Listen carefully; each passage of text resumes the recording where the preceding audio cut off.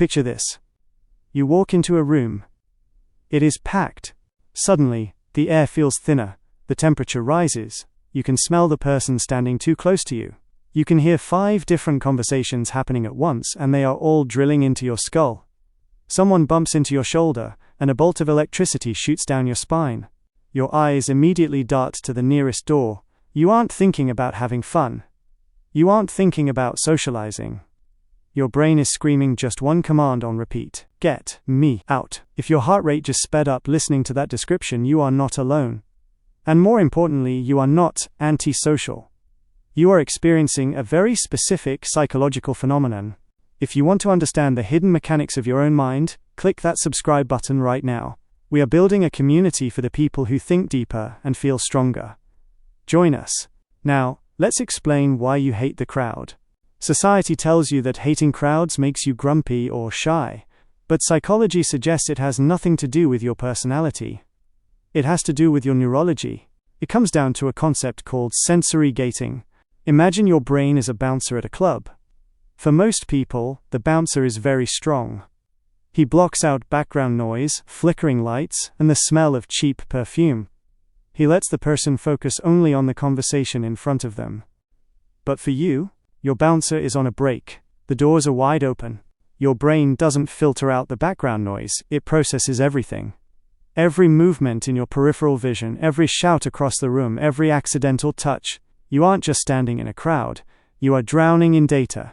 This leads to cognitive overload. Your brain is running too many apps at the same time, and your battery is draining at 10% per minute. You hate the crowd because you are literally overheating. There is also a primal, evolutionary reason for your hatred. To a primitive brain, a crowd is dangerous. In nature, if you are surrounded on all sides, you are trapped. You cannot run. You cannot fight. People who hate crowds often have a highly active amygdala, the threat detection center of the brain.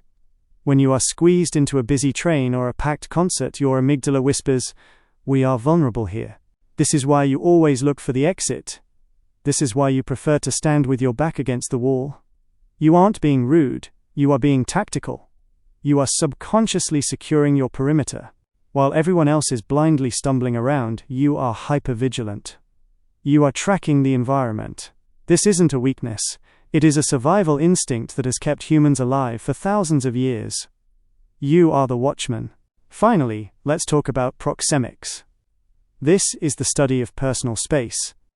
Everyone has a bubble. For extroverts, that bubble is small.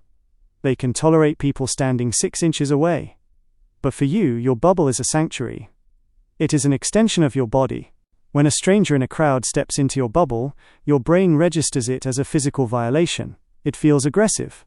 People who hate crowds usually value autonomy. You like to be in control of your movements.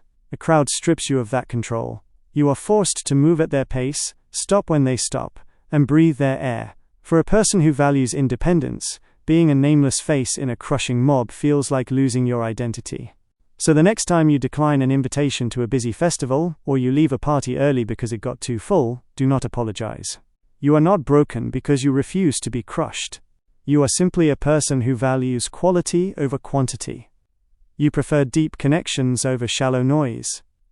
You prefer space over suffocation. The world is loud enough as it is. There is nothing wrong with protecting your peace. Thanks for watching.